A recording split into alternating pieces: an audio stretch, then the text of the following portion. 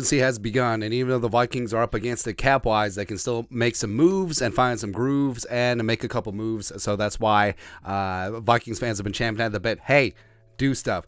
Do stuff. Well, the Vikings actually did a thing. The signing tight end Josh Oliver coming over from the Baltimore Ravens. Mike Garofalo, go. The Vikings have agreed to terms with tight end Josh Oliver on a 3-year, $21 million deal. Source says he gets $10.75 million guaranteed and has incentives that can take the deal up to $24 million. One of the best blocking tight ends in the league. Now, of course, with all these moves today, where it's like, hey, you kept Jordan Hicks, a linebacker who can tackle but is old and can't cover, and then you spent $21 million, which you could have spent on Jermaine Pratt, on a backup blocking tight end. Quase just like trolling us. But the more you dig into Josh Oliver, the more you absolutely do love the move. And I think it's a sign that Kevin O'Connell, as much as they want to throw the football, they want to get back to smashing as well. And one of the big reasons why the Vikings running game struggled last year was blocking from the tight end position, where Irv got hurt. Johnny Munt was fine. Hockenson was okay, but having that smash, having basically an extra offensive lineman is going to be huge out there, whether it's Dalvin, whether it's someone else, or whatever. So let's talk about the brand new Vikings tight end, Josh Oliver, today. Background, 25 years young, 6'5", 259, a former 2-star recruit from Paso Robles, California. Took his talents to San Jose State, go Spartans, converted from linebacker to tight end, and then tested well, coming out, ran a 4.63 40, 8.19 RAS. Overall, pretty solid athlete. Was taken in the 3rd round, number 69 overall. Nice, by the Jaguars in 2019. Played in 4 games as a rookie.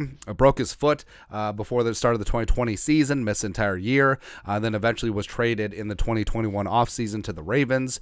And he turned himself into a pretty nice blocking tight end behind Mark Andrews, where he put a 74.0 PFF run blocking grade, which is the best in the NFL amongst qualifying tight ends, as well as a 71.9 pass blocking grade in 2022. So that is what he brings to the table. Not so much as a receiving threat. He does have a career 26 catches for 230 yards, 2 touchdowns on 46 targets over 35 games. Now, it is noteworthy that both of his career touchdowns came last season, so that's something that could be trending in the right direction. And he just adds physicality. He adds toughness to the Vikings run game, as well as being an extra pass protector. Plus, I think that him and Hockenson are going to make a fantastic duo. And the fact that, I mean, obviously they're working on an extension with Hockenson, but also this could provide a little bit of leverage. It's like, hey, buddy, hey, we know you're on your 5th-year option, so let's get a deal done. Otherwise, we have a guy in Josh Oliver on the rooster as well. And Kevin O'Connell talked about last season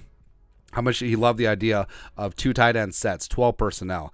So 1 running back, 2 tight ends, 2 wide receivers, and the mismatches that can provide. And that's why he was so hyped about getting Irv Smith back at the end of last season to work with TJ. But now Josh Oliver, who is a smashing machine, is going to be pairing up with TJ Hockenson, and that's a hell of a duo, man. And so Oliver, he only has 10 backfield snaps in his career, so I don't think this is a one-for-one replacement for C.J. Ham. A lot of people have already alluded to that, but I think it's a clear sign that Kevin O'Connell wants to play a little bit of power football. And the reason why 12 personnel is so hard to match up against, because, hey, if you take the field with 1 running back, 2 tight ends, 2 wide receivers, what do? So if a defense comes out in their base personnel, their heavier packages, and then all of a sudden you're trying to cover Justin friggin' Jefferson with your base secondary, and then if you try to go nickel, they'll see that and they'll adjust to the running game, and now you're running against Josh friggin' Oliver, an extra offensive lineman, and we got numbers. We got size, we got everything. We're good to go, man. So I like this pickup a lot.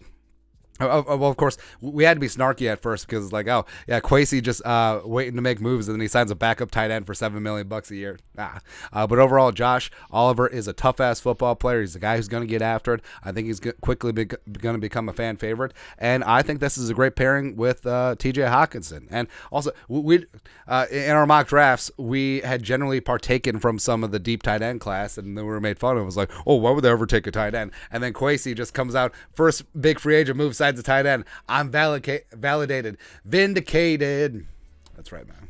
That's right. But I think this is going to be a lot of fun. I think that the Vikings are going to get back to be able to run the football physically, as well as whatever he brings as a receiver. That's a plus. Also, I mean, basically, you get an extra offensive lineman lining him up at tight end. So you could put Hockenson out wide out in the slot. You could have 2 tight ends. You keep Oliver in on protection, and all of a sudden, Kirk Cousins is going to be good to go, or whoever the quarterback is. Crazy. But your thoughts are thoughts. The Vikings signed tight end Josh Oliver to a 3-year, $21 million deal. Let us know your thoughts and our thoughts in the comment section below. Subscribe for daily Vikings takes. Want to support the work? Put a little something in the Venmo. But till next time, Skol, production value.